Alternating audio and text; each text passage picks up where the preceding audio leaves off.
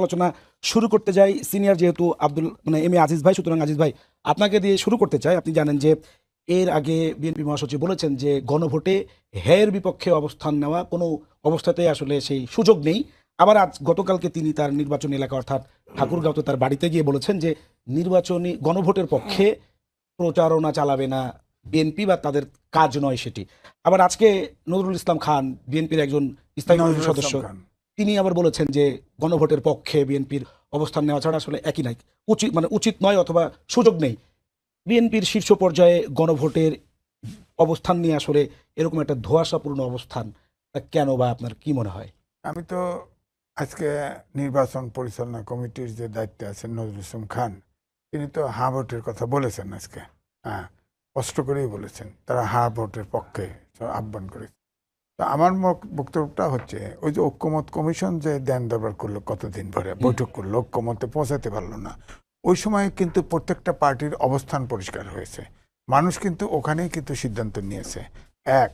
এখন ঐক্যমত্য এখন গণভোটে যে হা না ভোটের কথা, ধরেন ডক্টর মোহাম্মদ ইউনূস, তিনি তো একটা পক্ষে বলে যাচ্ছেন। হ্যাঁ, তিনি কি বলতে পারেন?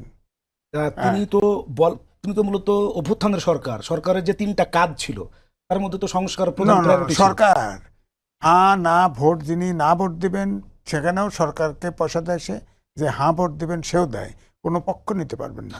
তিনি রেলগাড়িটা চালু করে দেবেন, কাজটা হবে তিনি ভোটের এই যে ভোট দিতে আসে, হা না ভোট, যে কোনো ভোটে ভোট দিতে আসুন, আপনার পছন্দ মতো ভোট দেন। কিন্তু এই সরকার তো বলছে তারা অভ্যুত্থানের সরকার এবং তারা সংস্কারের জন্যই দায়িত্ব নিয়েছে না। এই জন্য মেটিকুলাস ডিজাইন একবার করেছিল না, এবারে করলো যে অভ্যুত্থানের অনেকেই জিতবে এবং মন্ত্রী হবে। এটা উনি টের পেল কি করে? হয়তো তিনি প্রত্যাশা করেছেন।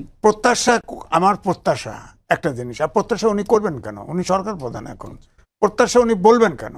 এটাতেই মেটিকুলাস ডিজাইন মনে হয়। মন্ত্রীও হবে ওটা বলছে, কিভাবে বলে উনি? আমি তো বলছি ধরেন যে অভ্যুত্থানের শক্তি, এটা তো এদের ব্র্যান্ড ভ্যালু আছে।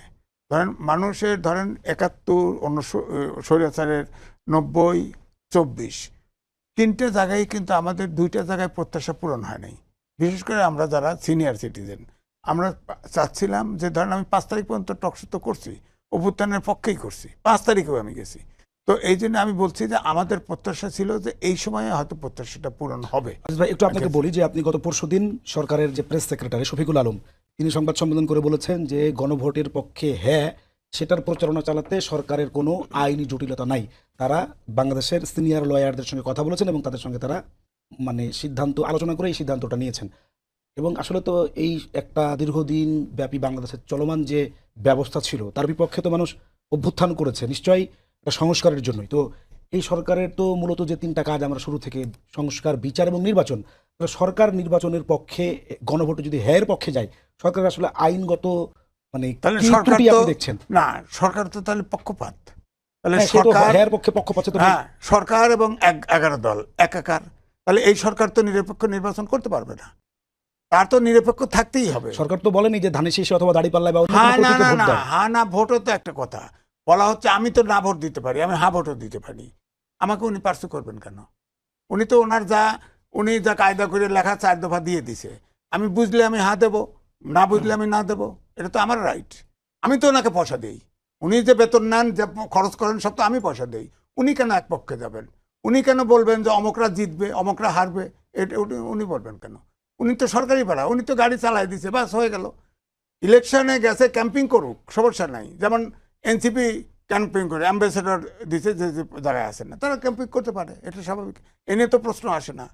এবং রাজনৈতিক দলগুলো যেহেতু অভ্যুত্থানের যারা শক্তি, তারা হার কথা বলা উচিত, ঠিক আছে।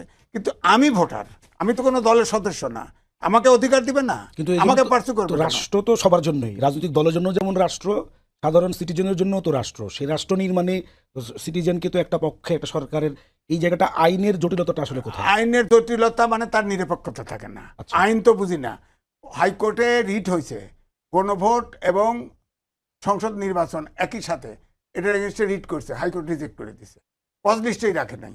তাহলে কি দাঁড়ালো? আপনি সাইফ মুস্তাফিজ শুনছিলেন যে আজিজ ভাই আসলে কি বলছেন। আপনারা তো জুলাই সনদের যে চার্টার, যেদিন সিগনেচার হয়, ওই স্বাক্ষরে আপনারা যান না এবং এখন পর্যন্ত আপনারা সেটাতে স্বাক্ষরও করেন নাই। জুলাই সনদে আপনারা স্বাক্ষর করেননি, আবার হচ্ছে যে হ্যাঁ এর পক্ষে প্রচারণা চালাবেন, আজকে আপনাদের আহ্বায়ক সেটা বলে আপনার কার্যক্রম শুরু করেছেন। এটা কি আপনার কিছুটা দ্বিচারিতা না? না, ধন্যবাদ আপনাকে। আমার বিজ্ঞ সমালোচক এবং যারা টিভির পর্দায় দেখছেন তাদেরকে শুভেচ্ছা জানাচ্ছি।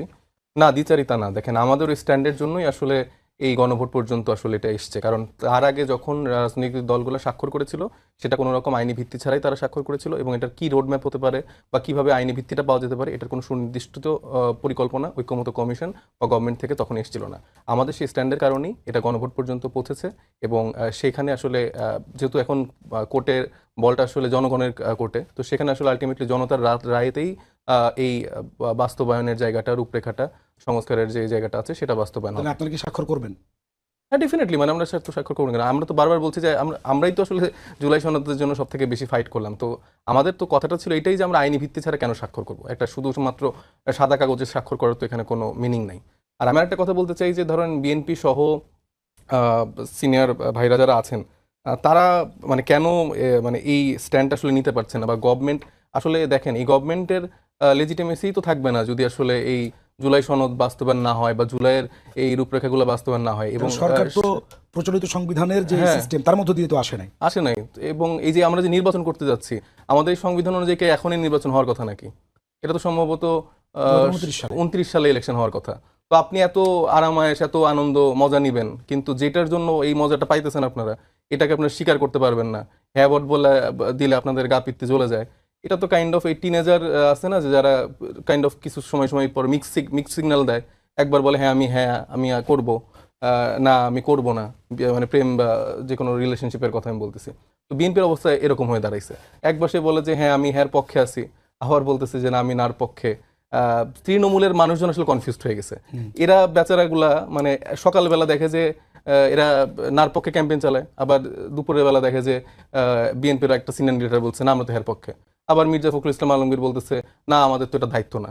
আবার ভাইরা আবার এক এক রকম কথা বলতেছে। তো আমার তৃণমূলের বিএনপি নেতা কর্মীদের উপর একটু মায়াই লাগে যে আসলে তারা ডিসিশনহীনতায় ভুগতেছে। তো এই কনফিউশন থেকে, এই মিক্স সিগন্যাল থেকে বের হয়ে আমার মনে হয় যে যেই জুলাই আসলে তাদেরকে রাজনীতি করার সুযোগ করে দিছে, নতুন বাংলাদেশকে বিনির্মাণ করার স্বপ্ন দেখাচ্ছে, তাদের ডিসিশনটা আসলে নিজেদের নেওয়া উচিত। আপনি একটু ইঙ্গিত দিয়েছেন, কিন্তু আরেকটু কি বলবেন যে সরকারের হ্যায়ের পক্ষে প্রচারণা চালালে সরকারের নিরপেক্ষতা থাকে না, এম এ আজিজ ভাই বলছেন। এটা মানে কিভাবে কেনা? এই সরকার তো হ্যার পক্ষেই এটা প্রচারণাটা চালাবে। এই সরকারের লেজিটিমেসি তো নির্ভর করতেছে হ্যার উপরে। যদি এটা না হয় তাহলে তো সেখানে সরকারের গঠন প্রক্রিয়া তো কোনো আপনি আইনি ভিত্তি দিতে পারবেন না। আপনি কোনো দিক দিয়ে তো আপনি এটা লেজিটিমেট করতে পারবেন না। এবং সেই সার্বিক দিক দিয়ে তো তাদের এখানে তো আমাদের সকলের মানে জুলাইয়ের, আমি তো এটা শুধুমাত্র সরকার না, জুলাইয়ের সকল শক্তির আসলে এনসিপি যেভাবে আজকে অফিসিয়ালি হ্যাঁ ভোটের ক্যাম্পেইনটা শুরু করছে, এটা আমার মনে হয় বিএনপি, জামাত ইসলামী, গণ অধিকার পরিষদ সবার শুরু করা উচিত। কিন্তু বিএনপি স্পষ্টত জানিয়েছেন যে এটা তারা তাদের তো এটা কাজ না। তাদের কাজ হচ্ছে 200-300 নেতাকর্মীকে কিভাবে আবার পুনর্বাসন করা যায়, কিভাবে হচ্ছে যে তারা ক্ষমতাকে মানে ভারতের আধিপত্যবাদকে কিছুটা দহরম মহরম করে যেভাবে আওয়ামী লীগ ক্ষমতাটাতে দীর্ঘস্থায়ী করে রাখছিল, সেই কি মেকানিজমে কি ইঞ্জিনিয়ারিং করলে ক্ষমতাটা দীর্ঘস্থায়ী হয়, বিএনপির মাথায় এগুলো এখন শুধু। আপনিও ঠিক মেকানিজম শব্দটি বলেছেন, যেটা আমিও বলেছি। আমরা পরবর্তী সময়ে সে আলোচনায় যাব। এম এ আজিজ ভাই, সাইফ মুস্তাফিজ, যদি গণভোটে জয়যুক্ত না হয় সরকারের লিগ্যালিটি থাকে না আসলে সরকারকে। কে বলছে? আমি তো বলিনি ভাই, টেবিলে বহুবার বলছি যে আমি বঙ্গভবনে দাওয়াতি ছিলাম, উপস্থিত ছিলাম। 106 অনুচ্ছেদে রেফারেন্সের জন্য অপেক্ষা করছে দাঁড়ায় থেকে। ওই রেফারেন্স গেছে, তারপরে ওত নিয়েছে। অর্থাৎ এটা সাংবিধানিক সরকার। প্রেস সেক্রেটারিও তাই বলছে, প্রেস সেক্রেটারি তিনিও তাই বলেছেন, হ্যাঁ, যে এটা সাংবিধানিক সরকার। প্রশ্ন হচ্ছে এই জায়গা, সাংবিধানিক সরকার যদি হয়, সংবিধানে ছিল 3 মাস পরে নির্বাচন, 3 মাসের ভিতরে কোনো কারণ না হলে 6 মাসের ভিতরে নির্বাচন দেওয়া। এই সরকার 6 মাসের ভিতরে নির্বাচন দেয় নাই, এটাই লঙ্ঘন করেছে। 1, 2 হচ্ছে সংবিধান জীবিত থাকতে কোনো অবস্থাতেই কোনো আদেশের বলে কোনো আদেশ দিয়ে কোনো গণভোট হতে পারে না। সরকার তো ছিল না, এটা তো প্রক্রিয়া তো পরিবর্তন তো সংবিধান মেনে সিস্টেমেটিক্যালি হয়নি। তাহলে সেই সময় আপনি কি করবেন? কোন হয় নাই, এটা তো অভ্যুত্থান হয়েছে, সে তো মানে অভ্যুত্থান হয়ে অভ্যুত্থানের মতো তো বিপ্লবে শহীদ মিনারে যার ওত নেয় নাই। ও অভ্যুত্থান তো নিচে এই রাষ্ট্রপতির কাছে, এবং 106 অনুচ্ছেদের সুপ্রিম কোর্টের রেফারেন্স নিয়ে ওত নিছে। তখন ওত নিছে ডক্টর মোহাম্মদ ইউনূসও বলছে এই সংবিধান সম্মত রাখবো। সংবিধান সংস্কার করার ম্যান্ডেটই তো এই সরকারের নাই, তারপরেও তো করছে। তারপরেও করছে। এখন আদেশ দিয়ে বলছে হ্যাঁ অথবা না। আপনি বলেন তো 84টা সংস্কার আলোচনা হয়েছে, তার ভিতরে মেজর সংস্কার 48টা এবং 4 দফার ভিতরে নিয়ে আসছে। কোন লোকটা বুঝবে?